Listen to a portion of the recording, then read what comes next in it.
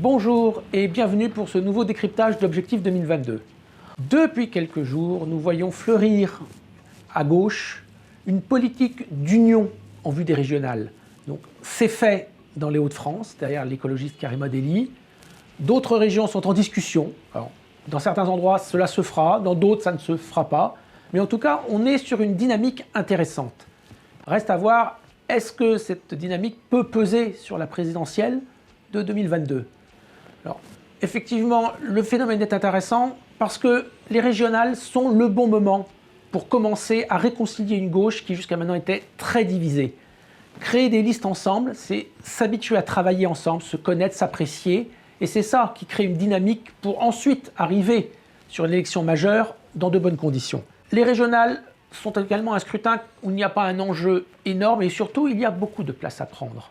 Dans beaucoup d'endroits, la gauche était soit absente, soit assez basse. Donc, a priori, elle ne peut que progresser, à condition toutefois d'être unie, puisqu'il faut quand même 10% des voix pour se maintenir au deuxième tour, ce qu'une gauche désunie n'arriverait pas à faire. Donc il y a quand même une pression à l'union de la gauche.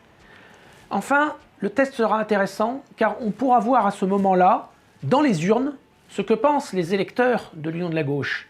Et si, dans les régions où une union se sera faite dès le premier tour, les scores sont au rendez-vous, le message politique sera vraiment important et pris en compte par les décideurs au moment de la présidentielle. Mais, parce qu'il y a un mais, la présidentielle, c'est autre chose que les régionales. C'est l'élection majeure qui structure la vie politique française. Et pour un parti, renoncer à avoir un candidat à la présidentielle, c'est un peu renoncer à exister. À un moment donné, s'il n'y a qu'un seul candidat de la gauche, la question se posera vite, faut-il un seul parti de la gauche ? Et là, les discussions risquent d'être un petit peu plus difficiles que de créer une liste d'union régionale. Le deuxième point est que l'élection présidentielle, ce n'est pas un scrutin de liste où il y a de la place pour tout le monde. C'est un scrutin uninominal sur une personne. Donc il faut donc trouver le candidat qui fasse consensus à gauche et demander à tous les autres de se retirer. Cela risque de ne pas être très simple.